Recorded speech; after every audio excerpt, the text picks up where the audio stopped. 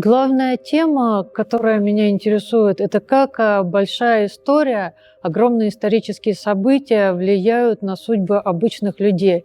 Это как такой огромный исторический поток, который вторгается в нашу жизнь, сметая все на своем пути.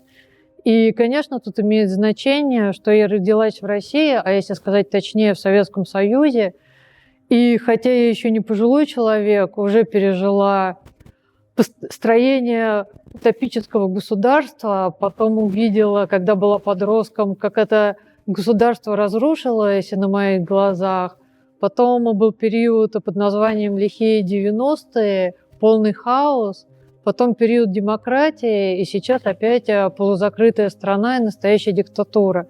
То есть я пережила уже сейчас 4 разных исторические эпохи, и, конечно, такие глобальные изменения требуют внутренней трансформации каждого человека, и особенно, наверное, художника и писателя.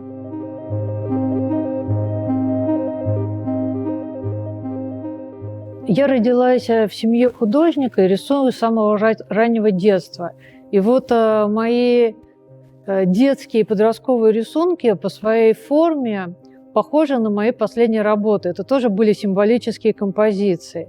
Но, естественно, у подростка нет понимания, как устроено общество, какое место он занимает в этом обществе, как устроен современный мир. Поэтому мне пришлось пройти огромный путь символических композиций. Потом исследование реальности с альбомом в руках, сотни интервью, путешествия по России, по так называемому постсоветскому пространству. 13 лет работы, и в моей голове стала складываться картинка, что представляет из себя российское общество, постсоветское общество, что представляет из себя современный мир, и где мое место как автора. И таким образом, базируясь на всем этом документальном материале, я опять сейчас пришла к символизму. Мне важно физически находиться на месте событий, потому что я превращаюсь в такого медиума. Я больше не персонаж под именем Виктория Ламаска, а просто как такой вот инструмент, глаза, через которые что-то смотрят, и рука, которая рисует ритм, энергию этих событий. Я просто забываю о себе, и я бы не могла делать что-то подобное дома по фотографии и по видео.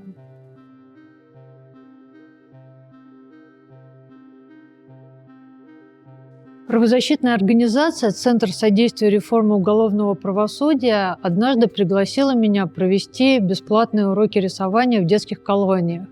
Надо сказать, что на тот момент я подумала, что хорошо, я проведу эти бесплатные уроки, но мой личный интерес – сделать графические репортажи из этого закрытого места. Мне хотелось в первую очередь самой работать как художнику. Но когда я провела первое занятие, воспитанники были так заинтересованы и спросили меня, а что мы будем делать в следующий раз, а когда вы опять приедете? И я не могла сказать «нет». И тогда я пообещала второй урок. На втором уроке повторилась та же самая ситуация. Случился третий урок, четвертый, пятый. И таким образом я 5 лет приезжала в детские колонии. И на самом деле мое первое образование – художник, учитель рисования, и поэтому мне было интересно разработать для них специальную программу занятий именно для детских колоний.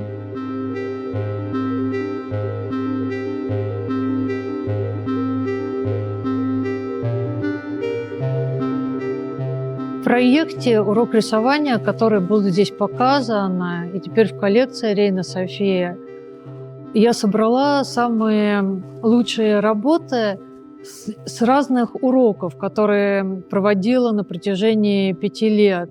И также портреты воспитанников, которые сделали эти работы. И для меня было важно, чтобы вот ядро этого проекта оказалось здесь, потому что сами представляете, насколько это было небезопасно хранить в России. Если бы это было в России, архив бы просто погиб.